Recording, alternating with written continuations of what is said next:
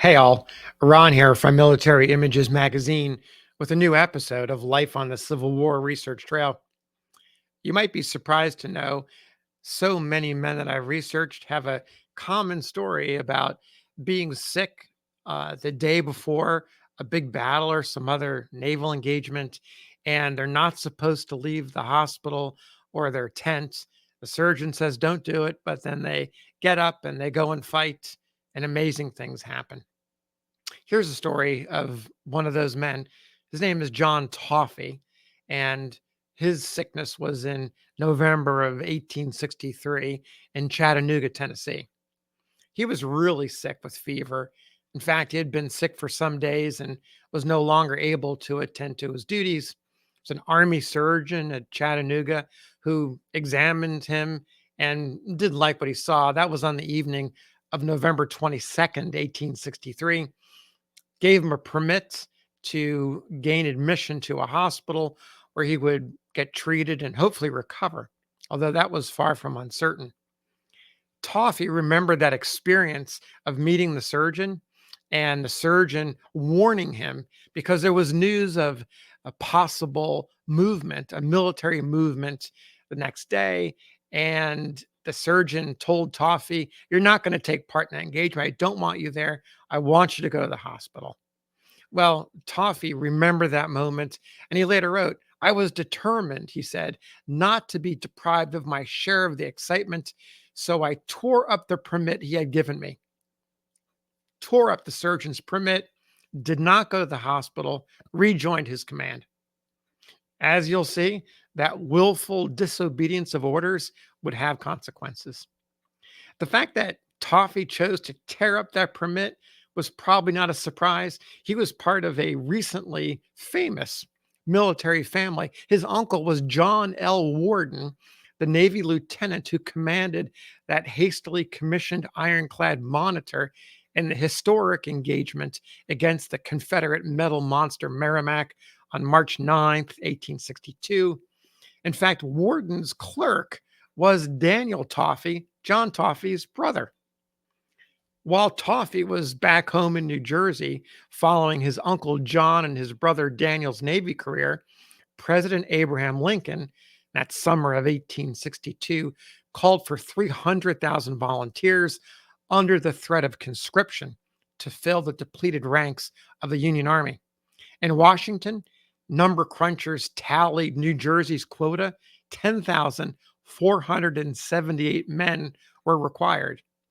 The state met its quota through volunteers despite growing concerns about the citizenry of the loss of its youth and the lack of military success. John Toffey was one of the number of those recruits. He became a private in the 21st New Jersey Infantry. It's actually the first of 11 regiments formed in the state during that summer. The New Jersey boys were dispatched to Virginia and assigned to the Army of the Potomac, just coming off of the Peninsula Campaign. A few months later at Fredericksburg, the Army of the Potomac was back in action, and Toffey and the New Jersey boys had their baptism under fire. Toffey survived, and he, along with the survivors, mustered out of the regiment and the Army when their 9-month enlistment expired in June of 1863. Toffey returned to his family in Jersey City. While he was absent with the regiment, the nervousness in New Jersey and other parts of the Union about the loss in men was really beginning to get to everybody. The lack of progress, even though Gettysburg and Vicksburg had happened right after Toffey left the regiment, mustered out of the regiment, it was starting to get really tense. And then there was a conscription. You all know the story. You students of the Civil War know the story about the riots in New York City, just across the Hudson River from where Toffey and his family lived. So the riots are going on, and Toffey, he takes a different approach. He's not angry. He's patriotic. He wants to fight for the Union, and he reenlists in the middle of all this anger and the riots. He reenlists. He joins the 33rd New Jersey Infantry, and that's in August of 1863. Now, although Toffey went in for patriotic motives. A lot of the men in the regiment did not. There was a big number of men who were draft dodgers and other unsavory types lured by big local bounties. They began to disappear from the regiment's camp in Newark, New Jersey, pretty much as soon as they received their enlistment bonuses. The situation became so severe that Union troops were ordered in to prevent the men of the 33rd from escaping from camp. Altogether, about a quarter of the rank and file deserted. That's 244 of 902 men. It's according to historian John Zinn. The regiment got a moniker, not a good one. They became known as the mutinous 33rd. In early September of 1863, these bad boys of the Union Army were marched under armed guard from camp to transport ships and dispatched to the South. Meanwhile, in Georgia, Confederates commanded by General Braxton Bragg had scored a major victory against Major General William S. Rosecrans and his Army of the Cumberland at Chickamauga. That was September 19th and 20th, 1863. You students of the Civil War know the story. The Federals might have been totally destroyed had it not been for Major General George H. Thomas, who earned the nom de guerre Rock of Chickamauga for his stout defense with a portion of the army. The remnants of the shattered Federal forces retreated to Chattanooga. Bragg pursued them, surrounded the beleaguered Bluecoats.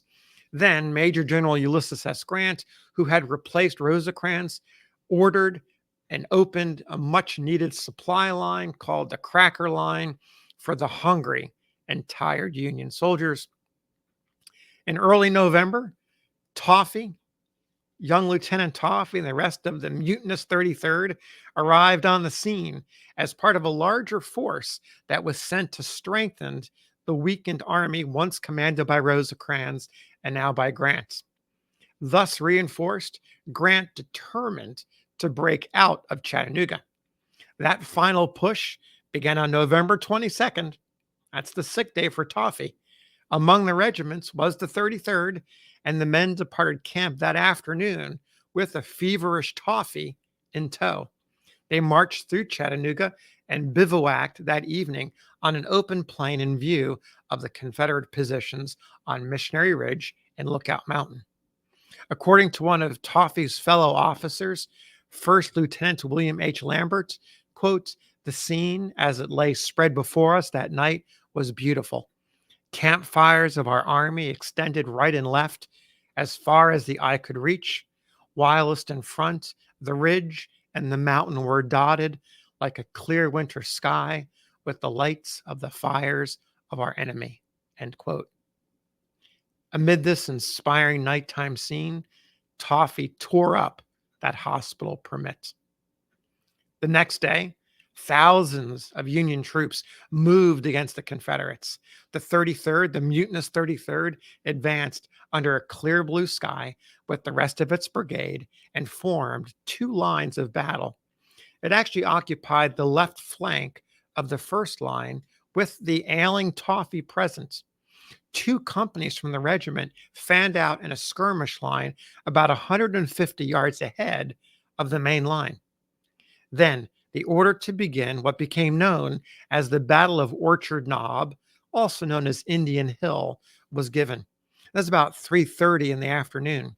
And Toffey recalled, quote, "We were ordered to charge a very strong position on the extreme right of the rebel line. It was well fortified and surrounded by dense woods, while in front there was an open field over which we had to charge." End quote. Confederate infantry and sharpshooters were in front of him. They were concealed in the woods and the rifle pits dug into the banks of Sitico Creek, a little stream. And these Confederates arranged themselves under cover of a railroad bridge and nearby buildings. Now, the Southerners opened up a murderous fire almost immediately after the 33rd, remember, they're way out in front, as they started to move forward. No more than 20 paces, the fire came at them. rebel lead struck the Jersey boys with deadly accuracy. The Confederates, according to Toffey, quote, were directing their attention to the officers, end quote. The two captains in command of the skirmish line were wounded in the first fire and taken out of action. And here we have Toffey saying again his quote, seeing their officers fall, the men became demoralized. The line wavered and began to fall back in disorder. As these two companies held the key to our position and were intended to lead the attack, something had to be done, end quote. That's Toffey's memory. The commanding colonel ordered Toffey to take command of the leaderless skirmishers.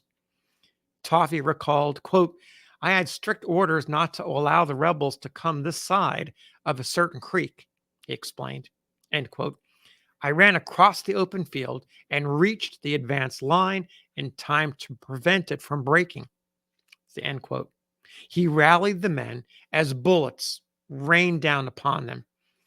He said, quote, that was the hottest skirmish line I was ever in. The balls flew like hailstones, end quote. Toffey reformed the skirmishers and resumed the charge. While he was running forward, urging the men, he was yelling to fire low and hit their man. At that moment, as he was running forward, a ball hit him in the thigh. He fell heavily to the ground as his comrades continued the attack, which ended in success. They paved the way for the rest of the movement in that section, the forward movement, the advance of the Union troops. While that's going on, Toffey is laying on the ground, grabbing a wound in his leg. He later remembers and he wrote down, quote, we gave the rebels a good whipping. That was his declaration. While all that action was going on ahead of him, Toffey lay on the field in pain and suffering. Finally, they're able to transport him to a military hospital in Chattanooga. You may recall, not 12 hours sooner than that, earlier, he's tearing up a permit not to go to the hospital because he was ill. Now he's going to the hospital with a wound in his thigh. Of course, he writes a letter to his mother after he's getting treatment, and he says, quote, my wound is a flesh wound, and I feel very grateful that it was no worse. He wrote that, end quote. He wrote that to his parents, his mother and his dad, in a letter 2 days after the wound happened. He described the nature of the wound. He said, the ball entered about a half an inch from my hip bone and went through my flesh about 4 inches. The doctor had to cut out the ball, which was quite painful. Our regimental doctor is at this hospital and takes good care of me, end quote. The Union Army by this time had taken Missionary Ridge and Lookout Mountain and forced General Bragg and his Confederates to withdraw the now defeated army from the environs of Chattanooga. That other lieutenant, Lambert, he summed up the performance of the mutinous 33rd in a letter. It was published in a newspaper, the Newark Daily Advertiser. Lambert had this to say, quote, the 33rd conducted itself as the troops of the state have ever done. Well, a new regiment, it has borne the first shock of a battle as soldiers of years, not as soldiers of months. It received its baptism of blood and became a regiment bearing the name of New Jersey, end quote. Lambert added, quote, may the regiment do in the future as it has in the past, and the state shall be proud of its mutinous 33rd, end quote. So what happened to Toffey? That wound ended his service in the regiment. He eventually recovered and transferred to the Veteran Reserve Corps. It was an organization created by the War Department for those soldiers who were unable to serve in active combat roles, but were capable of handling light duties. Toffey took command of a guard detail at Lincoln General Hospital in Washington, D.C. And Toffey happened to be in Washington on April 14th, 1865. That night, he decided to go to the theater. He went to Ford's Theater.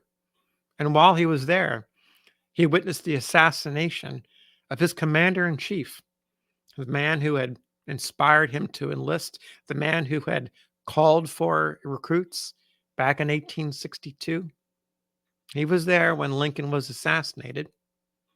Here's what he had to say about it. Toffey wrote, quote, "I had a revolver with me, and would to God I had the presence of mind enough at that time. The man jumped down to have shot him.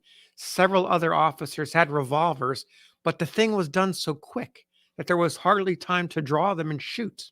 End quote. He explained this all in a letter home a few days afterwards.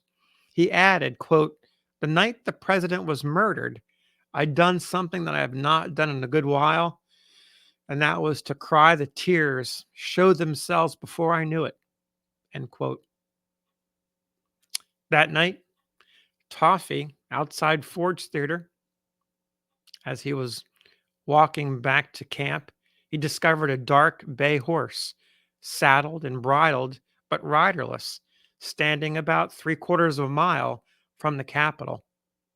He noticed, quote, "the sweat was pouring off him," the horse, "and had made a regular puddle on the ground."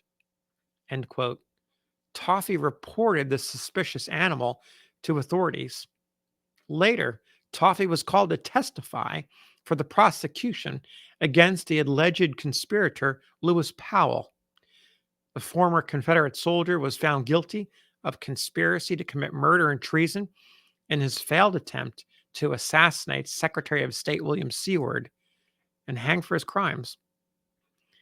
John Toffey mustered out of the Veteran Reserve Corps in 1866. He returned to New Jersey, married, started a family that grew to include 3 boys. He rose to prominence as county sheriff, a legislator, and a state treasurer. On November 25th, 1896, he presided over a ceremony at Orchard Knob over 30 years after he was there. He was wounded there after he tore up that permit. He was there in 1896 to dedicate a memorial to the New Jersey men who fought at Chattanooga.